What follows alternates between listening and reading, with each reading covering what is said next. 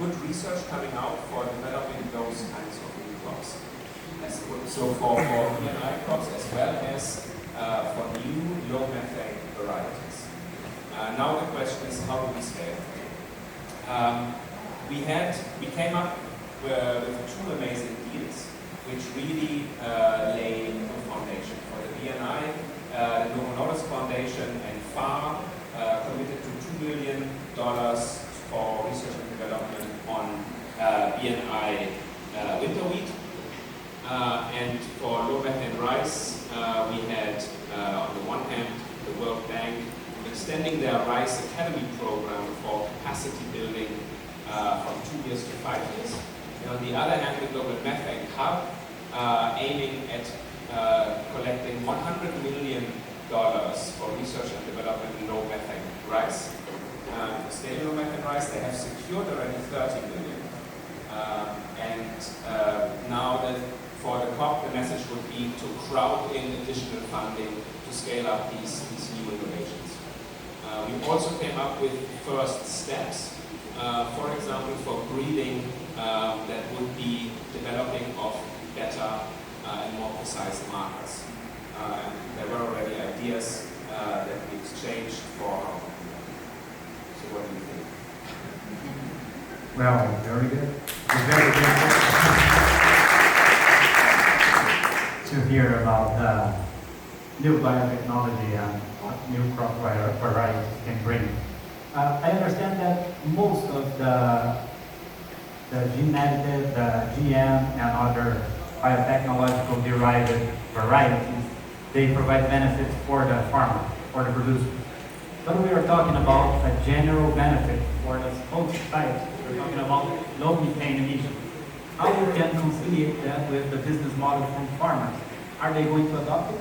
So super good question, and we also discussed that in the second session. So first of all, we did not talk about GMO crops. It was all conventional breeding, assisted conventional breeding. In terms of farmer adoption, very clearly we discussed how different types of farmers have different preferences, and how we also need to consider those preferences and where these kind of sustainability traits are more an add-on trait that he would kind of, or someone call it the Trojan horse trait, that are in the varieties, but actually the main benefits would be yield, better other qualities. And we also discussed how to incentivize potentially the private sector to also think much more about sustainability traits. Because there's no real incentive for that. But if we can think about, for example, about extending patent rights or IP rights to companies that really focus on sustainability traits in new crops, that could be an incentive to also get that sector into on right. Well, that's a good answer. Thank you. My opinion. Well, but I have another one for you. Considering that you're providing a new technology and access to technology is needful, and considering the inequality that we have in rural areas and the trend in several regions of production concentration, how you can work with providing new technology while avoiding increasing inequality? It's interesting that, he was not in our session and he asked the questions that we discussed. So that's also, and that's really something that we also flew back at ourselves. Because we have, of course, we have a lot of knowledge from different areas. We have the breeders, we have agronomists, we have social scientists. And we have very detailed knowledge, but they are very siloed. And so we really said, okay, one task for ourselves is to integrate better and to have agronomists talk more with breeders, and also social sciences provide input into, for example, trade preferences for different farmer types to the breeders. So that's something that we took upon ourselves to hopefully improve. Okay. Audience, everyone, okay? Comments? Anybody? against? Thumbs down? Anybody not convinced? Okay. Convince everyone. Well done, Lola. This is going to the COP. So you need 70 million for the 100. Okay. So, what's your pick? Thank you very much. Bruno, I know you're a livestock guy. I don't need to explain to you how livestock are crucial in nutritional security. They're crucial for hundreds of millions of livelihoods around the world. Yet, of course, often villainized, and there are some issues with livestock systems. So, in the single livestock group, we talked about situated solutions for livestock systems. We have such a range of livestock systems around the world. We look very much at South-South learning as an opportunity to get well-targeted, nuanced, ecologically situated, socioeconomically situated, culturally situated solutions that work both for the planet, for national nutritional and regional nutritional security and livelihoods. So we emphasize the need for a lot more South-South exchange to draw the best. And in talking about South-South exchange, we very deliberately are moving away from sort of linear technology adoption sort of paradigms of years past, so that we can bypass some of the negatives that we've seen in livestock systems around the world and really get to solutions that work in context. That's a very interesting matter and something that is important in several regions of the world. That remember that I've heard some information, data actually, a few months ago, that approximately 90% of all the scientific papers that describe or addresses issues in livestock, they target confining feedlots. And you have just mentioned that we have an array, actually, several types of production systems in livestock. So we have an inequality in production of data and science. How we can manage to equilibrate that? So, especially models and systems that are often used in the global south, they are not overlooked and they are better understood. Well, obviously, the first answer is we need more data on those systems. Investment in that data. Looking at you, donors. But we also need to take seriously that we can't organize livestock trajectories and investment plans around single variables.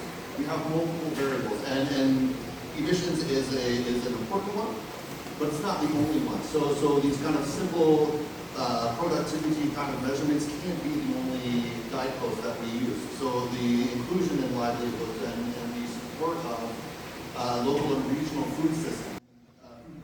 For keeping global climate. So at one level, it's what kind of data do we need to produce more Smart Agriculture Conference.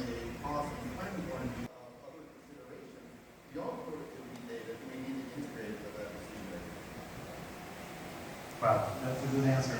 You know, a more balanced deal, systemic deal of the production system, that's very important so we can conciliate livelihoods, productivity, environmental aspects, and so on. For me, that's a fun.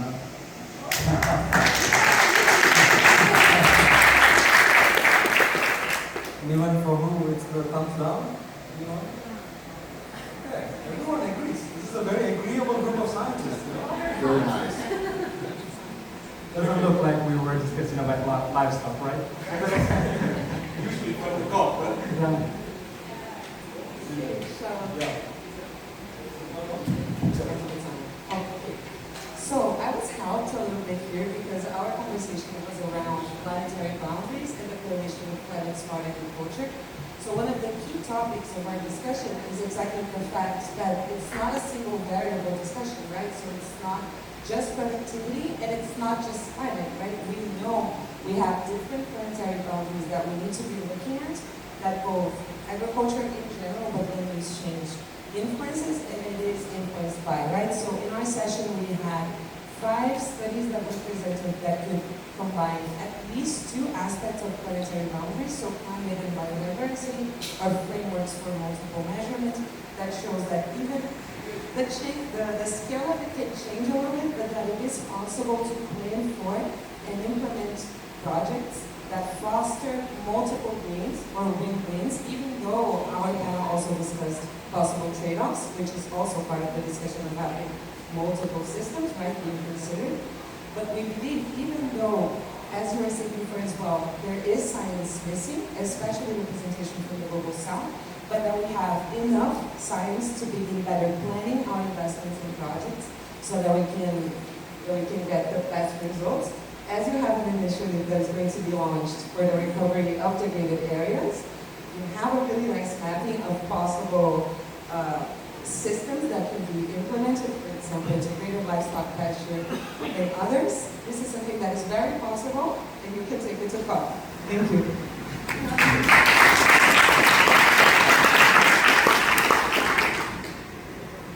Thank you. Well, I'll ask you a hard question. That might be almost a philosophical question.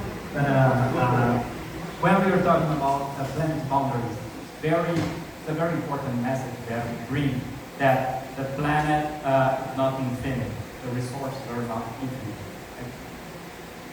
So, but how we cope with an unequal world where the stronger, the strongest, the fastest, the most powerful, it moves faster, it dominates the other, and creates unequal space for different communities. So the planet boundaries are actually wider for those who are more powerful, richer, and so on, and they are much tighter for the poor ones and the vulnerable communities.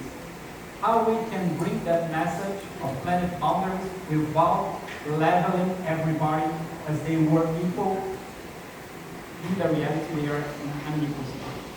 Yeah, that's great. I wish I had a good answer, but I completely agree with you. And I do think that looking for these projects, so when we're talking about measurement frameworks, right, we're talking about these frameworks both for planning and also for measuring the impact of projects implementation. So I wouldn't say in an ideal world, but maybe in a controlled scenario, we could be looking exactly at expanding these barriers, right? Because I think we work on the same thing, which is reducing these inequalities. We know rural populations are some of those who have these really tight-knit boundaries. So that's exactly the point, isn't it? It's trying to push them a bit further to get these projects to help us do this, or to help them be more adaptable to climate change, or to be contemplated by payment for ecosystem services mechanisms. So that's exactly the point. This is what we're looking at while looking for these projects and mapping where they're best positioned. So, I mean, you and I are both Brazilians, right? We know Brazil has a lot of potential to develop these projects, and that we have this organic agriculture, ecosystem innovation. We have great communities, small holders, medium holders, large-scale farming. So this is possible now. We need to start. Very good. I mean, we can create more space and expand the boundaries for the most vulnerable in priority as a. Very good.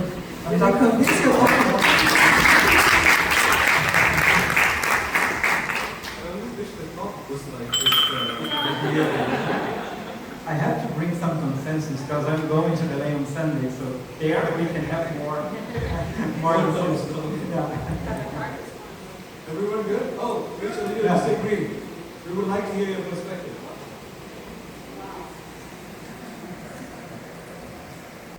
And we also had this discussion in the workshop just now on metrics. So I think the planetary boundaries is obviously it's incredibly important to understand planetary boundaries and that we operate within the planetary boundaries. I think it's misleading to talk about expanding them. We don't have a planet B.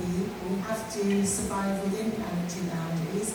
I think the thing that is missing from that kind of model for metrics is that we can't think only about the environmental boundaries when we're talking about people and production and livelihoods. So if we're going to have a model for sustainable production, it has to respond to planetary boundaries, but it also has to respond to our needs for human health and prosperity. So that's how I would